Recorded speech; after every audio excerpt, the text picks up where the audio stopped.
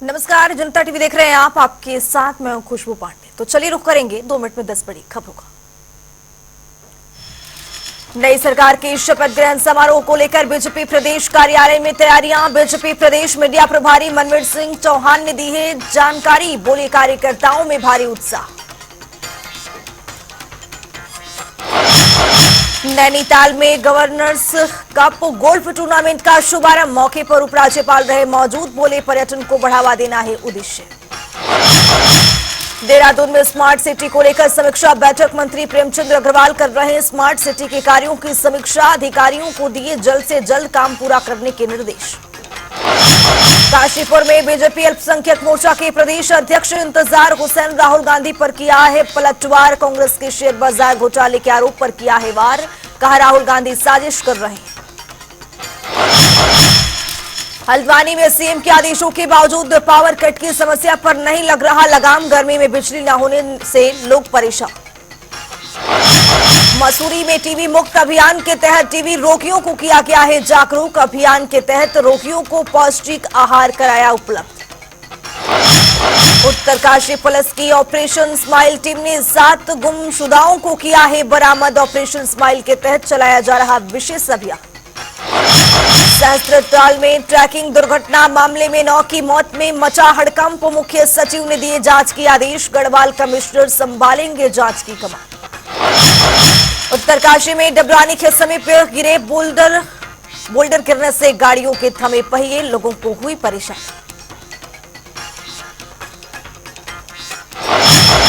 हरिद्वार के सिडकुल में मजदूरों के शोषण को लेकर भारतीय मजदूर संघ ने खोला है मोर्चा। श्रम कार्यालय का किया है घेराव।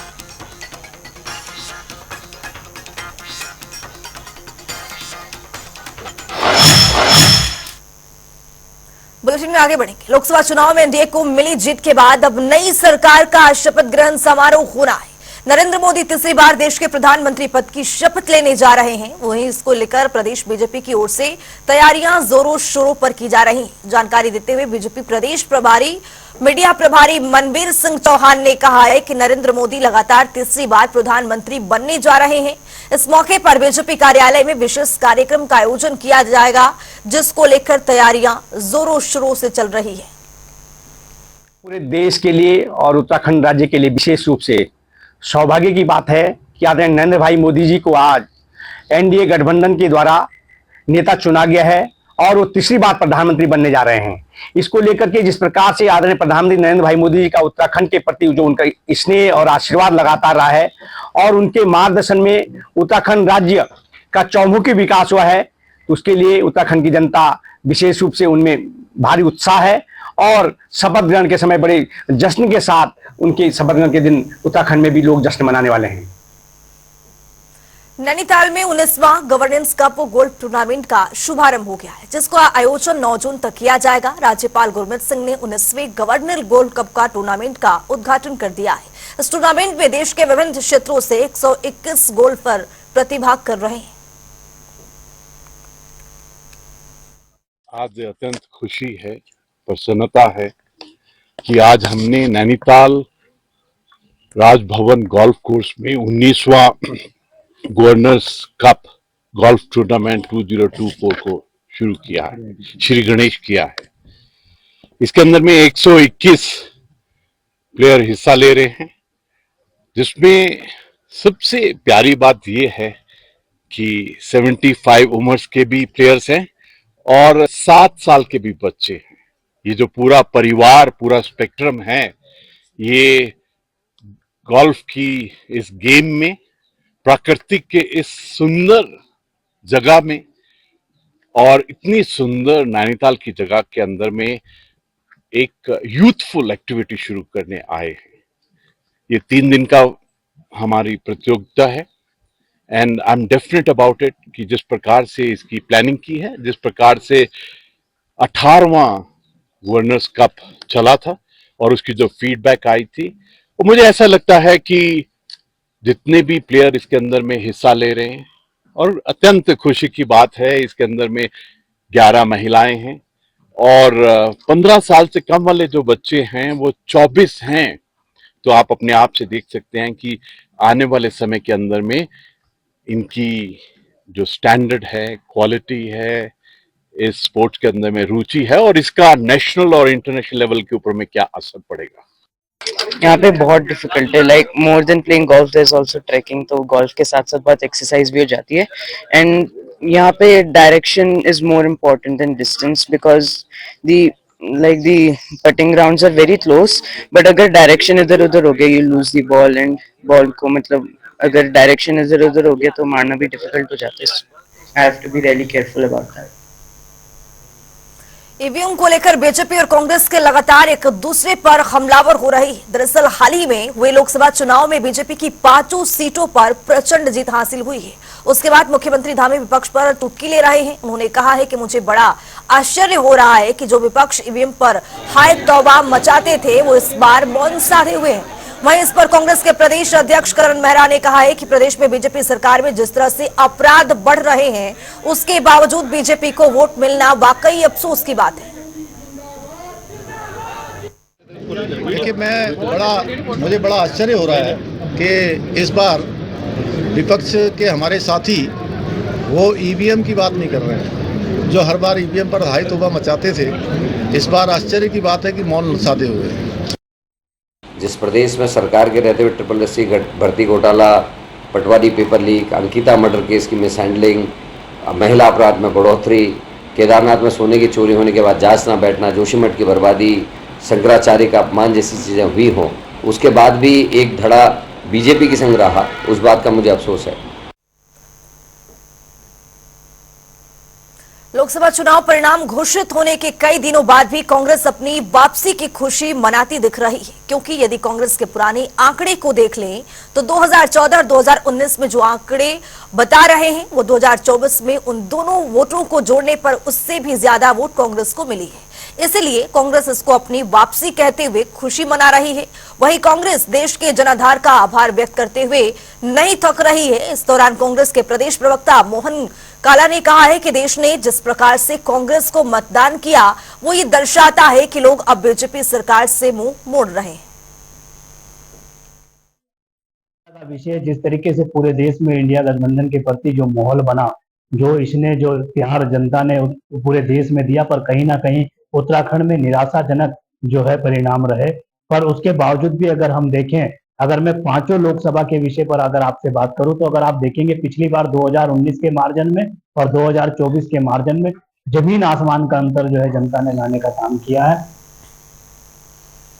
बीजेपी अल्पसंख्यक मोर्चा के प्रदेश अध्यक्ष इंतजार हुसैन ने कांग्रेस नेता राहुल गांधी के शेयर बाजार घोटाले के आरोप पर पलटवार किया है।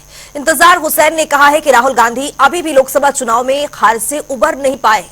अब वो बाजार के निवेशकों को गुमराह करने की साजिश कर रहे हैं। साथ ही कहा है कि आज भारत मोदी जी के नेतृत्व में 5वीं सबसे बड़ी अर्थव्यवस्था बन गया है। साथ ही उन्होंने क्या कुछ कहा है, सुनिए।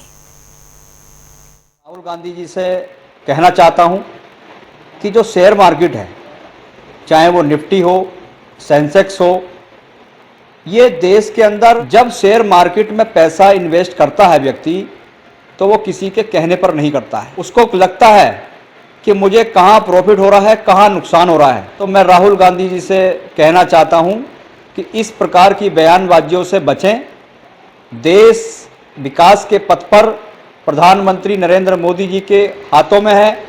तीसरी बार देश में सरकार बनने जा रही है। तो वक्त यहाँ पर छोटा सा ब्रेक आए, फौरन होंगे हाजिर। देखते रहिए जनता टीवी। ब्रेक के बाद स्वागत है जनता टीवी में। तो चले रुक करेंगे खबरों की ओर। लोकसभा के बाद प्रदेश में निकाय चुनावों को लेकर तैयारियां जारी हो गई। दरअसल विधानसभा और लोकसभा चुनाव से हटकर निकाय चुनाव में बीएसपी, बीजेपी और कांग्रेस पर भारी पड़ती यहां पर दिख रही है। बता दें कि जसपुर में लंबे समय से बसपा प्रत्याशी ही जीतता आ रहा है। इस बार बहुजन समाज पार्टी ने जसपुर से समाज सेवी वसीम सिद्दीकी के पर भरोसा जताया है। अब देखना दिलचस्प रहेगा कि आने वाले निकाय चुनाव में बसपा के भरोसे पर वसीम सिद्दीकी कितना खरा उतरते हैं। दरअसल में यहाँ जो हाथी का जय भीम का वोट है उसकी अक्सरियत कहीं तादाद में ज्यादा है और मुस्लिम प्लस हरिजन समाज मिलकर इलेक्शन लड़ जाते हैं तो जीत जाते हैं। अब राजनीतिक इतिहास तो यह है कि जब सबसे पहली बार अम्मार रिजवी के बाद में जब अब्दुल हफीज अंसारी को कांग्रेस का टिकट हुआ तो कांग्रेस से टिकट लड़े और अच्छे खासे लड़े, मगर डॉक्टर सिंघल साहब इंडिपेंडेंट लड़ गए और वो जीत गए। मगर जसपुर का जो किरोध था, जो छोटा वोट अंसारी वर्ग था, जो छोटा पिछड़ा वर्ग था, वो डॉक्टर साहब से किरोध में रहा, तो उसके साथ कोई विकल्प था ही नहीं, भाजपा में वो जा नहीं सकता था, इसलिए उसने बहुजन समाज पार्टी का सहयोग लिया और बहुजन समाज पार्टी को अपना सहयोग दिया। इनके सामने भी परेशानी है क्योंकि इन्होंने बाजार को विस्थापित किया, तमाम युवा साथियों के दिल का एक बिल्कुल नौजवान साथियों में युवा साथियों का नया चेहरा बन के उभरे और इन्होंने लोगों की मदद की। तो अब इनके सामने भी कोई विकल्प नहीं था, क्योंकि हमने भी अपने कुछ साथियों से कहा कि भाई वसीम सिद्दीकी को कांग्रेस से टिकट दे दिया जाए, तो कुछ ने नाराजगी जाहिर की, किसी ने कुछ कहा, इसलिए इनके सामने भी विकल्प था। अब क्योंकि बहुजन समाज पार्टी स्वयं इनके घर आई और ये उनसे संपर्क में रहे, कांग्रेस समाज उसको बहुजन समाज पार्टी को वसीम भाई का समर्थन मिल गया और ईश्वर की कृपा रही तो ये बहुत अच्छा इलेक्शन लड़ेंगे। जसपुर में जो है अभी तक चेयरमैनी के पद के उम्मीदवारों में जब भी कामयाबी मिली है वो हाथी को मिली है, बसपा के कैंडिडेट को मिली है, और कार्यकाल भी उमर सिद्दीकी के 10 सालों में बहुत अच्छा रहा है। उसके बाद जाहिद की माता जी आई मुमताज़ बेगम, उनका भी कार्यकाल बढ़िया रहा 5 साल। पब्लिक चाहती है कि कार्यकाल जो है चेयरमैन पद के लिए वो सब उसका बसपा का ही होना, उम्मीदवार कामयाब होना चाहिए। आखिर क्या वजह मानते हैं? क्या बुलेटिन में आगे बढ़ेंगे, बात अगली खबर का करेंगे।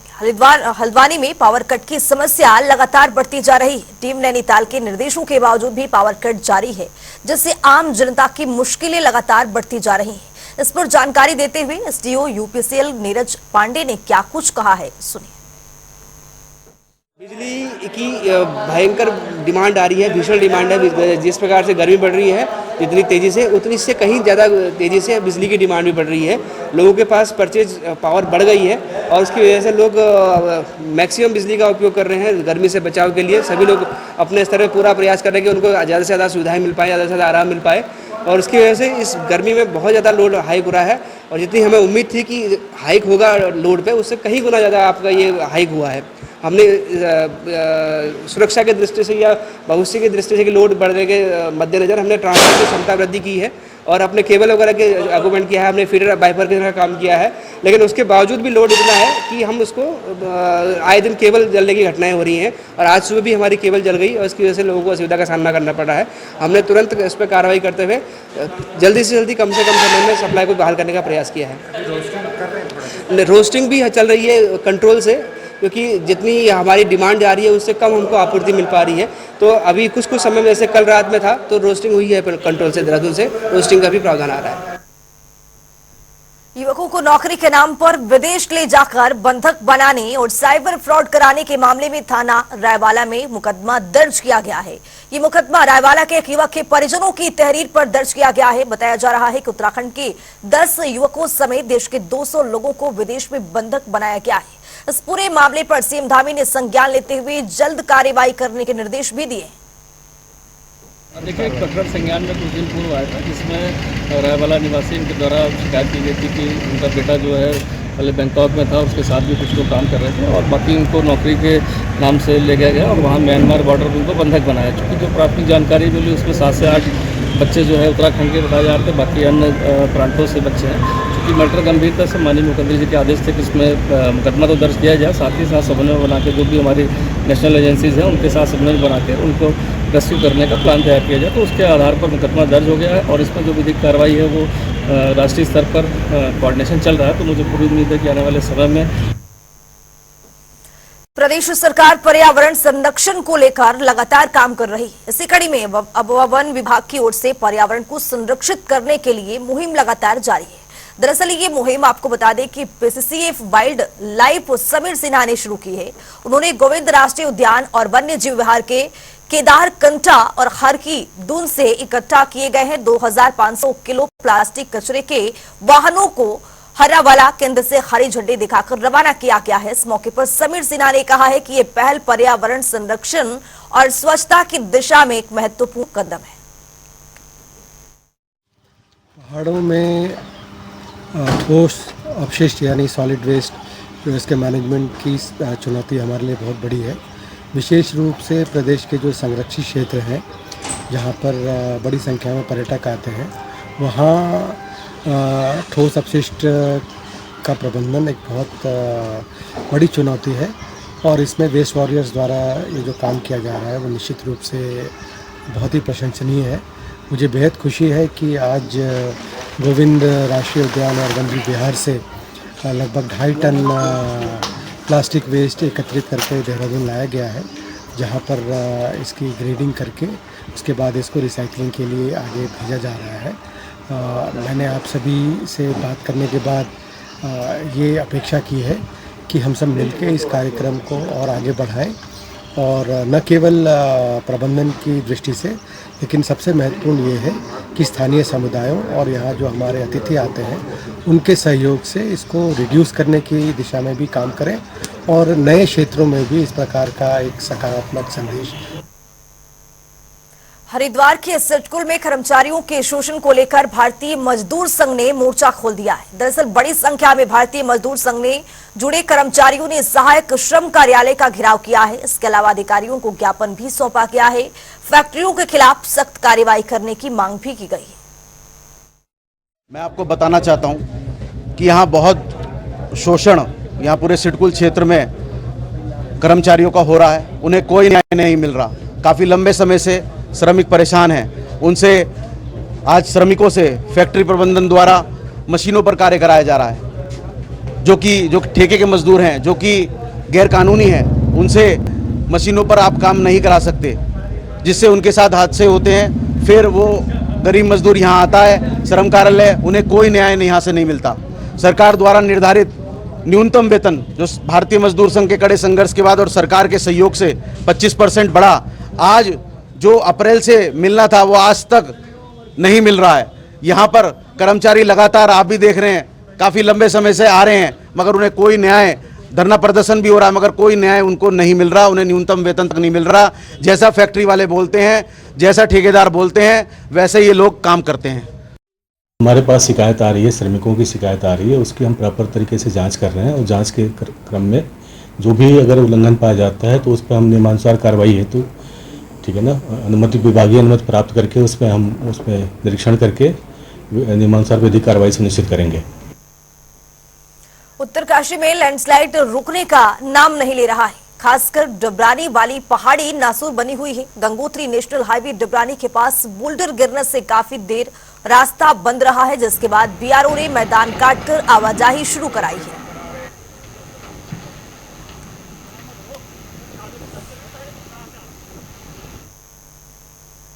देहरादून के टून अस्पताल में पीने के पानी की किल्लत से मरीजों और तीमरदारों की काफी दिक्कतों का सामना करना पड़ रहा है। दरअसल अस्पताल में पीने का पानी तक नहीं पहुंच रही है वहां पर। वहीं पानी की किल्लत पर उप चिकित्सा अधीक्षक ने कहा है कि हम इस समस्या को ठीक करने में लगे हुए हैं। बड़ी चिंताजनक बात है, जो देहरादून उत्तराखंड का जो सबसे बड़ा अस्पताल, दून अस्पताल में मरीजों के लिए शौचालय में पानी की कमी और आपको यहाँ जो मरीजों को जो नीचे पानी भरने में जाने में दिक्कत हो रही है। कुछ मरीज तो दुकानों से बोतलें खरीद के ला रहे हैं। बेचारे वो सरकारी में इतना पैसा वो अपने पानी में बहा देंगे खरीदने में, तो उत्तराखंड सरकार को यहाँ पानी की व्यवस्था करानी चाहिए। तो ये उत्तराखंड सरकार का सबसे बड़ा फेलियर सामने आ रहा है, क्योंकि जब इतनी गर्मी में यहाँ पानी की कमी है, जो इनसे दूर से यूपी से जो मरीज आ रखे हैं हमारे यहाँ उत्तराखंड देवभूमि में, तो उससे हमारे दूर हॉस्पिटल का नाम भी सही नहीं होगा, उससे छवि गलत होगी दूर हॉस्पिटल की। तो इस सरकार को और भी हॉस्पिटल के मैनेजमेंट को ये चीजें जल्द से जल्द करनी चाहिए। पूरी पानी की व्यवस्था जल्द से जल्द करें। यहाँ सभी सामना दिक्कतों का हो रहा है। यहाँ पर पानी नहीं है बिल्कुल भी, ना तो पीने के लिए है, ना लेटरिन बाथरूम है, वाले में पानी नहीं है बिल्कुल भी। हमें बहुत दिक्कत हो रही है। हम कहाँ से लाएंगे पानी? हमारा पेशेंट है, हम लेडीज, हम कहाँ से जाएंगे पानी लेने? बताओ।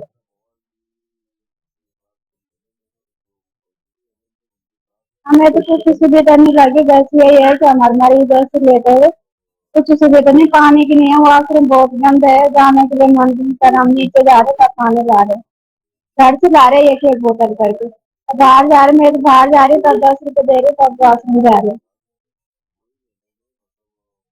व्यवस्थाओं के बीच फैले अव्यवस्था का दौर, इस वक्त हम मौजूद हैं देहरादून और उत्तराखंड के सबसे बड़े सरकारी अस्पताल दून अस्पताल में।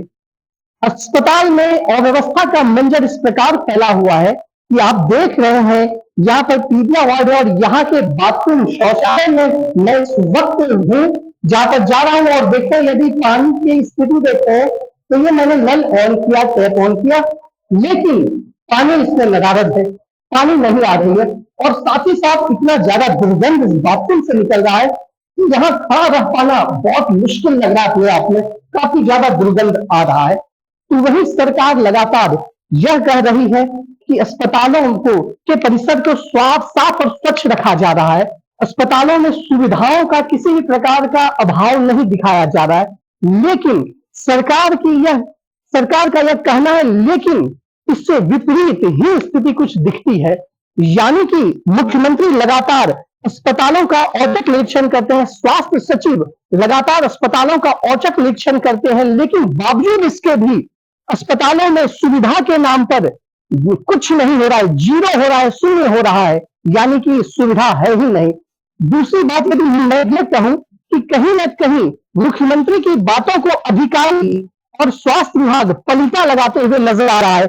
आप देखें इस प्रकार से यहाँ पर एक टन है, यहाँ पर जिसमें पानी भरा रहना चाहिए, लेकिन इसमें पानी ये बिल्कुल ये खाली है, इसमें पानी भरी हुई ही नहीं है, ये खाली टैंक है। जबकि दून अस्पताल में करीब 50 लाख लीटर पानी की व्यवस्था होनी चाहिए, क्योंकि यहाँ पर हजारों की संख्या में मरीज आते हैं, भर्ती होते हैं। अब बताया जाए, यानी कि मैं कुछ और बात बताना चाह रहा हूँ कि अस्पताल में टैंकर की व्यवस्था की गई, टैंकर लाया गया है, लेकिन क्या टैंकर से 2, 4, 5 टैंकर से क्या पानी की किल्लत को पूरा किया जा सकता है?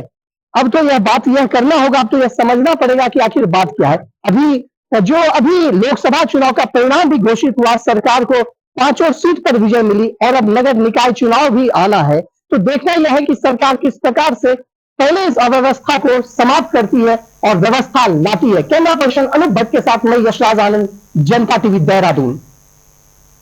इस बुलेटिन में अभी के लिए इतना ही। देश और दुनिया के तमाम खबरों के लिए बने रहिए जनता टीवी के साथ।